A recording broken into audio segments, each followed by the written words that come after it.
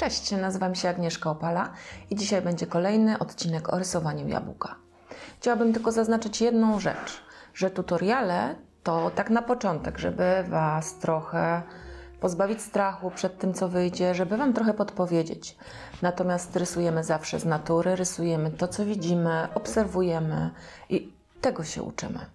Bo to jest trochę tak z tymi tutorialami, jak gdyby przeczytać książkę, a potem dokładnie napisać taką samą. Wydaje mi się, że to tak nie działa, dlatego zapraszam na mój tutorial, a po tutorialu zapraszam Cię do tego, żebyś narysował naprawdę to, co widzisz, jak to zaobserwowałeś, jak to dla Ciebie wygląda i korzystając z rad, których udzielam, spróbuj stworzyć arcydzieło. A więc rozpoczynamy szkic naszego jabłka. Próbujemy zauważyć jego kulistość. Jestem w rękawiczkach, żeby pamiętać, że to był taki dziwny czas. Wtedy, kiedy wszyscy chodziliśmy w rękawiczkach. Zaczynamy bardzo delikatnie ołówkiem od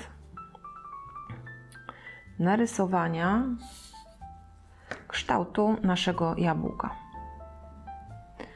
po brzegach.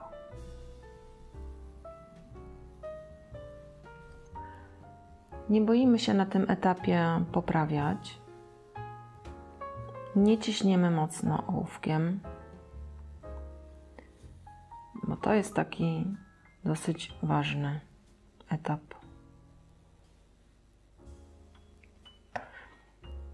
Ja wykreślę te linie pomocnicze, które mam na jabłku, ale Wy nie do końca musicie. One mi po prostu pomagają później przy światłocieniu.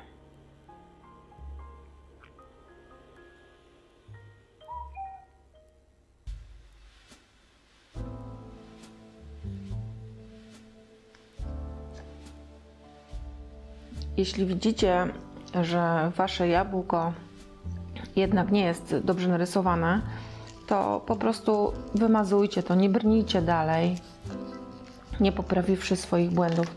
Po to ktoś wymyślił gumkę, żeby ją mazać. Ja tutaj popełniłam taki błąd, że moje jabłko jest tutaj pod kątem. Ono, widzicie, nie jest równe, tylko jest pod kątem i muszę to w swoim rysunku naprawić. Wyznaczę sobie taką linię, że to jest po prostu niżej. Ta część, a ta część jabłka jest wyżej. I poprawiam, bo środek też jest troszkę przesunięty w tą stronę. Poprawiam, bo nic się złego nie dzieje w tym, że poprawiamy. Lepiej poprawić na tym etapie, niż później żałować, że się tego nie zrobiło. Mam tutaj kłopot z cieniem, ponieważ tych cieni mam parę od różnych źródeł światła. Dobrze, spróbujemy sobie wybrać po prostu jakiś.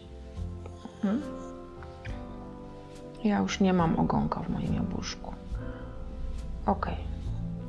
Wydaje mi się, że kształt jabłka mam już narysowany. Przyjrzyjcie się uważnie, gdzie u Was jabłko jest zupełnie jasne. U mnie to jest ten obszar tutaj, a gdzie ciemniejsze. Zacznijmy może od wypełniania naszego jabłka półtonami, czyli szarością.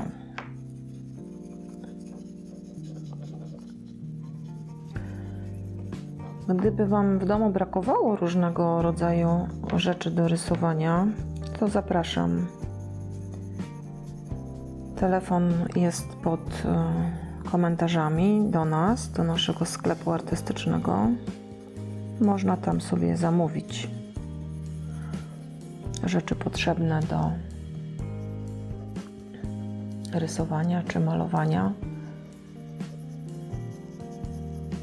do uczestniczenia w naszych tutorialach. Pamiętajcie, że ręce musi być wygodnie. Możecie robić różne odruchy, ale najważniejsze, żeby wasza ręka nie była zmęczona rysowaniem.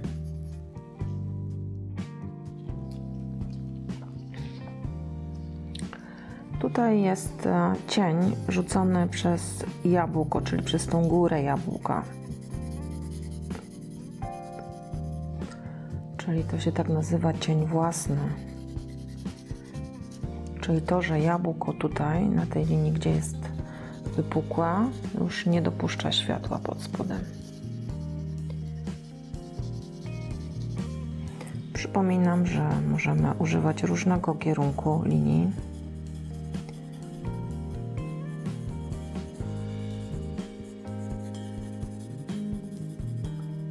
Ale każdą kreskę, którą stawiamy, popatrzmy na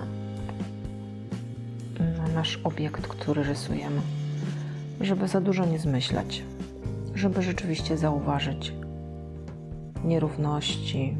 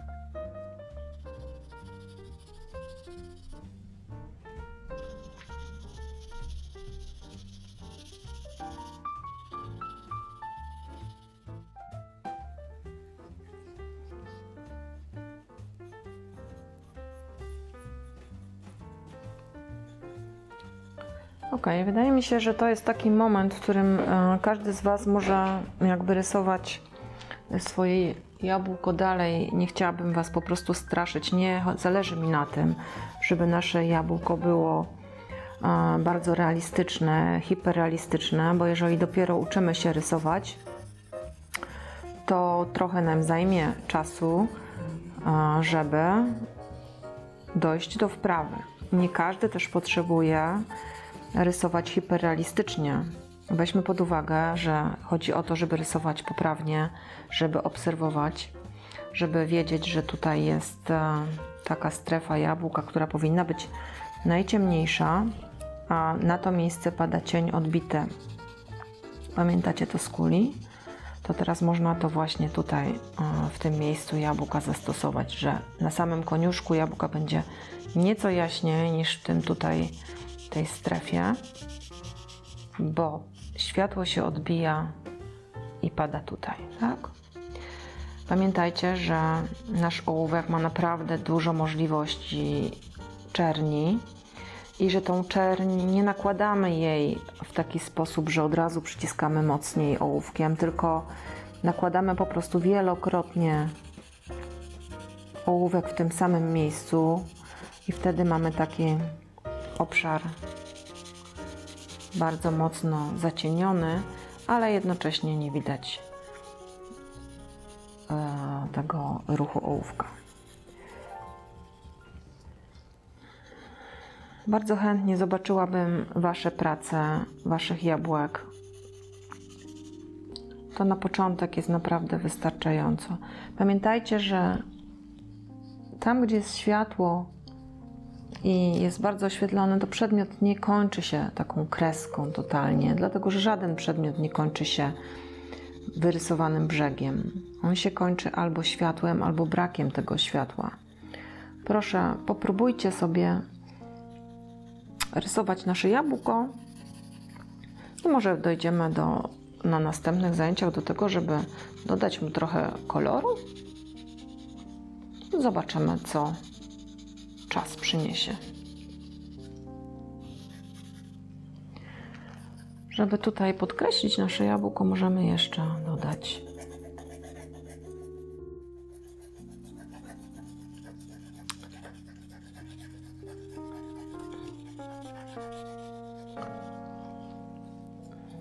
namalować po prostu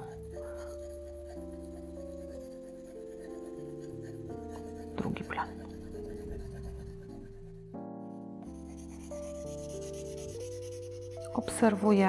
Obserwujemy jedno, drugie jabłko, trzecie. Nabieramy wprawy w tym, co jest ważne w tej obserwacji, a co nie, co możemy pominąć, a czego nie. Próbujcie. To jest tak jak gra na instrumencie. Nie da się grać na instrumencie, jeżeli się na nim nie ćwiczy.